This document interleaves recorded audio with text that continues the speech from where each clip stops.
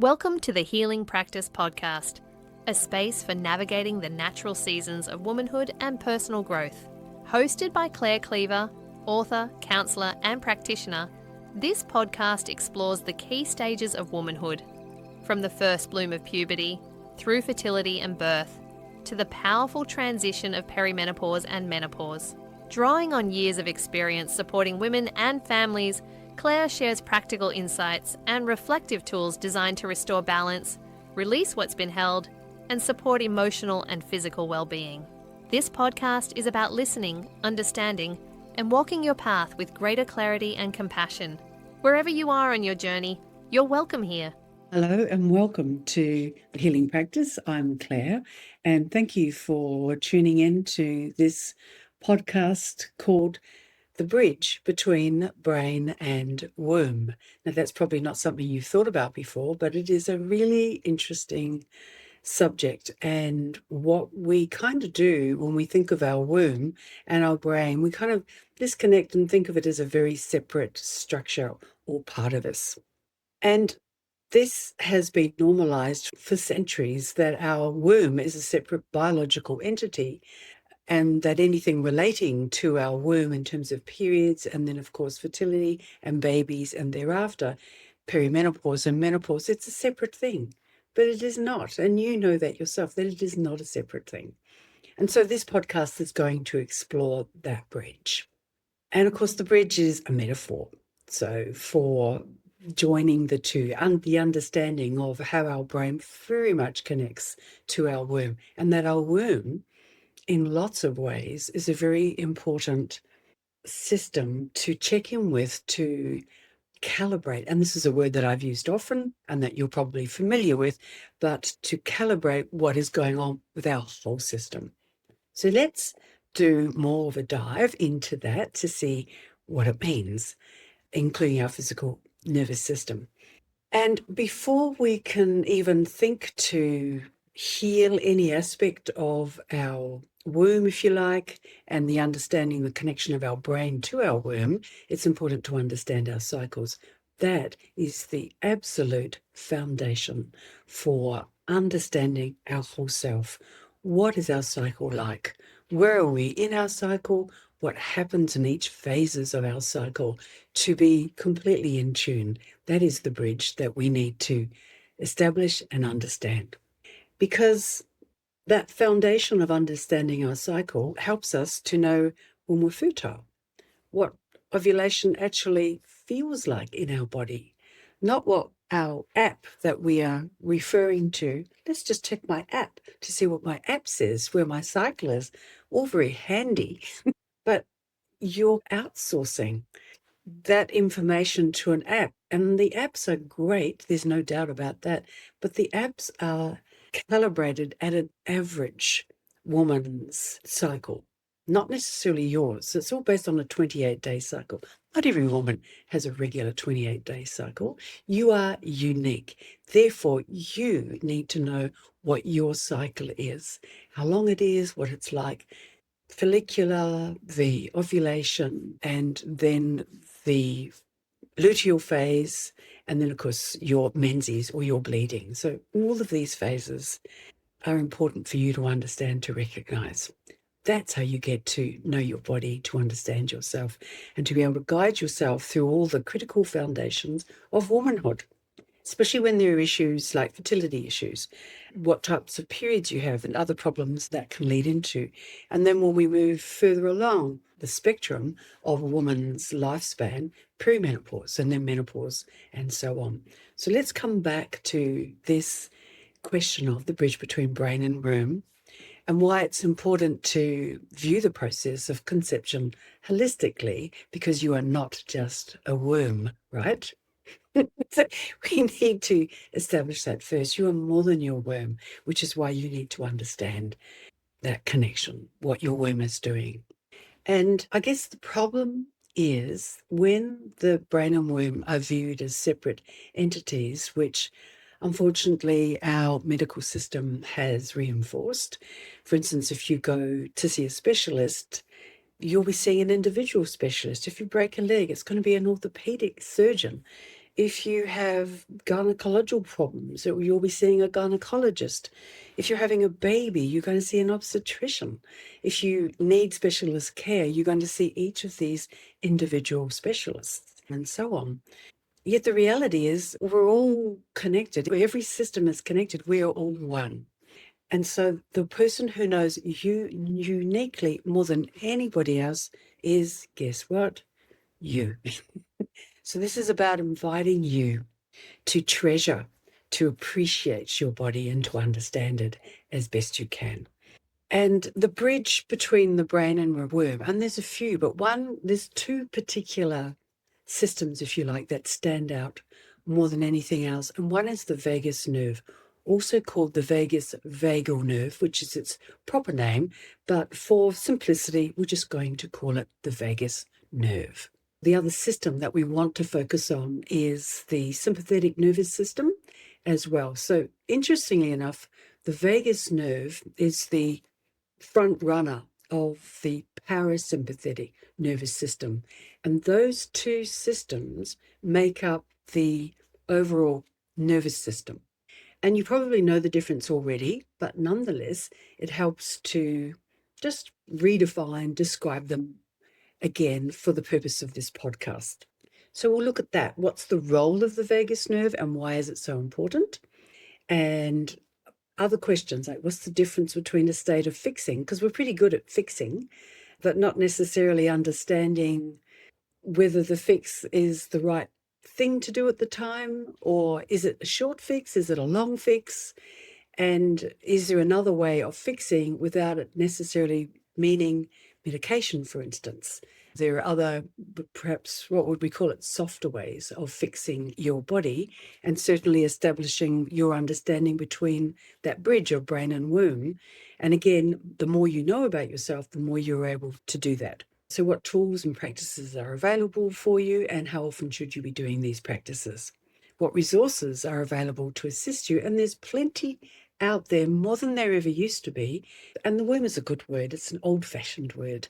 It's a place of holding fertility, creativity, not always babies, because not every woman wants to have a baby, and nor can every woman have a baby. So it is also signals a place of creation. And creation can be lots of things. Artistic creation, production creation, anything that for you ticks the box of creativity. So the womb is that place. Let's start with the vagus nerve, because that has received a lot more what was exposure and understanding. And the vagus nerve its generic name is the wandering nerve, which is a really good name. And the reason for that is because it's quite long. So it starts in our gut and it wanders, because that's exactly what it does, all the way to our brain. And as it wanders up from your belly, your abdomen, to your brain, it connects to all these vital parts in your body. So it makes a big impact. So it's the longest of the cranial nerves because of that. And it travels all the way down through your neck, chest, and abdomen, starts at your brain. And it touches all your major organs along the way. So that's a pretty impressive nerve when you think about it. And which is why it's received a lot of attention and exposure when people have long-standing complaints, from nervous complaints, from physical complaints, to how to regulate your vagus nerve. And this is the reason why it's so important. And again, it's the main pathway of the parasympathetic nervous system. So we've got the parasympathetic and we've got the sympathetic. So the sympathetic is the one that you've probably heard a lot about, which is the fight or flight. Also, we have now frozen or freeze. And the new addition to the sympathetic nervous system is the fawn response, FAWN.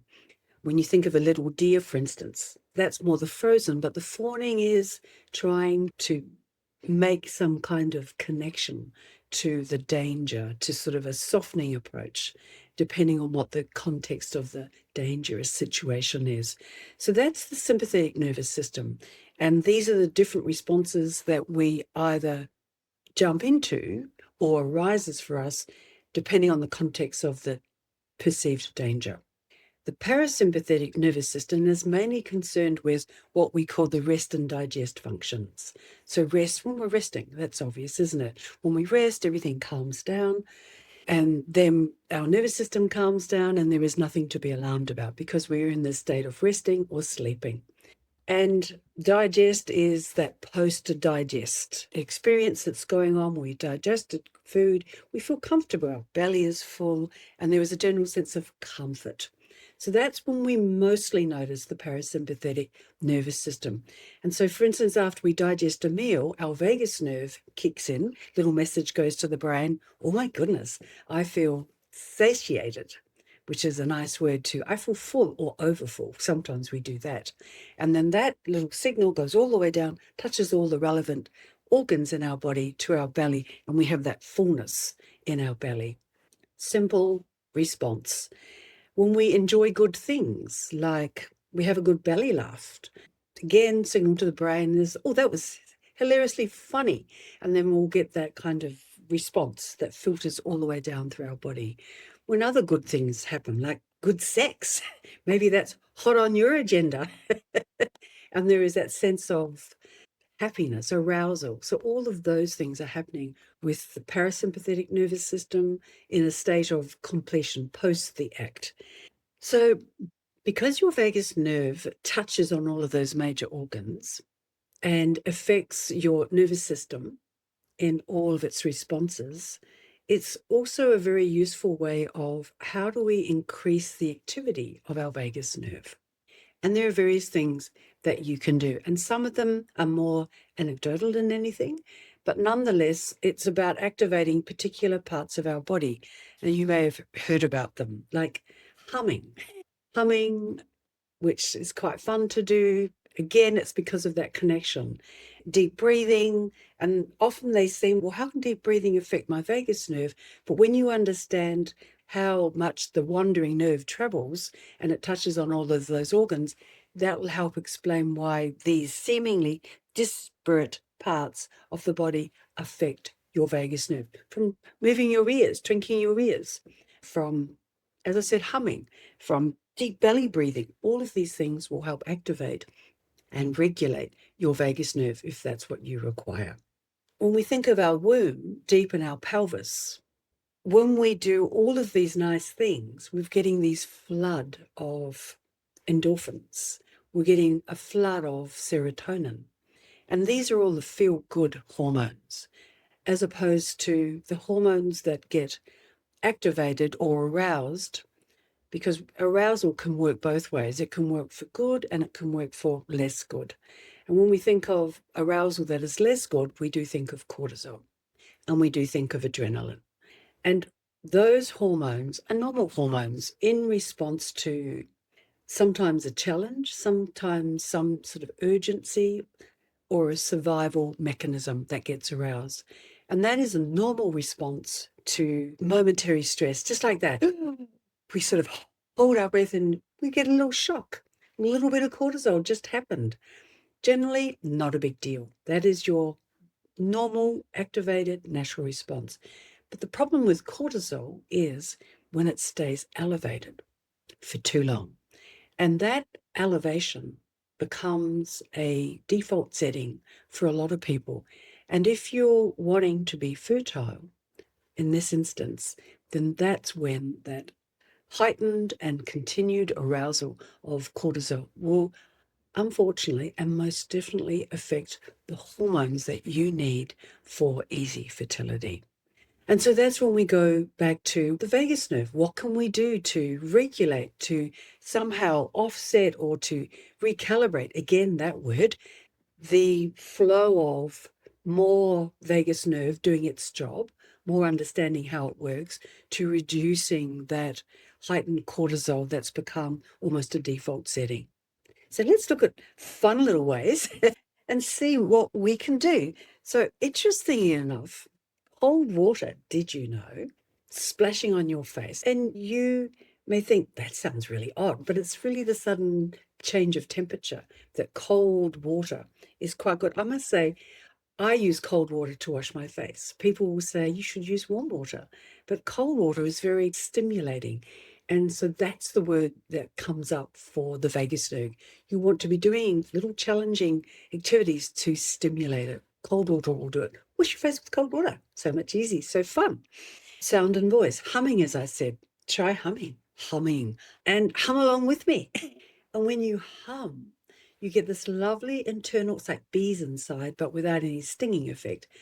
You get this humming vibration, which reverberates through your jaw, always a good place to lessen stress, and into your ears. I'm just going to do it again for a little bit of sound effects. So it almost feels ticklish at the corner of your mouth. And that is a beautiful little practice that you can do simply humming. Who would have thought it? And chanting. So not everyone's into chanting, but chanting is great fun. And chanting is just easy. Chanting can be, that can be a kind of chanting. Or you can do more of an open mouth, ah, or more sounds. Or you can do the sounds that go through the various chakras. Each chakra has a different sound to it. The oms, or think of the vowels. You can turn each vowel, ah, e, I, all of that, into a chant. Done. So give that a go and play with it and enjoy the sound of the resonance, because that's what you're experiencing in this part, in the facial nerves. Vagus nerve, the 10th cranial nerve, and you'll feel the vibration responding in your face when you employ any of those. And of course, thinking of the parasympathetic nervous system, which is about rest and digest, other activities are simply being still, meditation.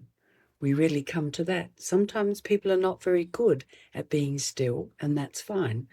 Sometimes stillness can be like a walking meditation, and it can be just observing what's going on, sitting in your garden, even walking along a quiet street and just observing, your neighbour's gardens, for instance, whether it's for a minute or 2 minutes, a walking meditation. So enjoying that connection to your own stillness, whatever that looks like. Yoga, of course, and we talked about belly laughs. Belly laughs, deep in the belly, having a good chuckle about something or other, always makes us feel good and always loosens things up in the belly. No surprise there. And then it kind of liberates tension that we might hold in the brain. So all of these things are very helpful for activating, for working with our vagus nerve. Massage, of course. Who doesn't like massage? Massage is a beautiful treatment that you can either do self-massage, head, neck, moving your ears around, blocking your ears. It's actually a bit of kidney function, that one. Can't hear anything now, but that's fine. Or having a proper massage with a proper person that knows what they're doing. I do that. And there are lots of other good people around. And of course, because the vagus nerve goes all the way into the gut, it's important to eat well, to eat slowly, to eat nourishing food that you enjoy, so you get that wonderful feeling of fullness without being overfull, what we call satiation, that just expands out comfortably, mind you, in your belly, and then that lovely little signal that goes back to the brain, you've eaten well, you feel good, and there is a sense of well-being that you have done that. So I think we've probably come to the end of this particular podcast. And again, allowing things to unfold, if you like, to know your cycle above all, in order to understand how you respond to things, to understanding the vagus nerve, the importance of it. And the more that you work with your vagus nerve, the more you are able to just suppress the cortisol and not let it be a default setting for you. And there are other things that we can talk about that more in another time. So I hope this has been useful for you. And if you want to know more, of course, do look at the healing practice and all the different services that we have to offer there. And I look forward to talking with you again. Thank you. You've been listening to the Healing Practice podcast with Claire Cleaver. If today's episode resonated, you're invited to continue the journey with Claire beyond the podcast.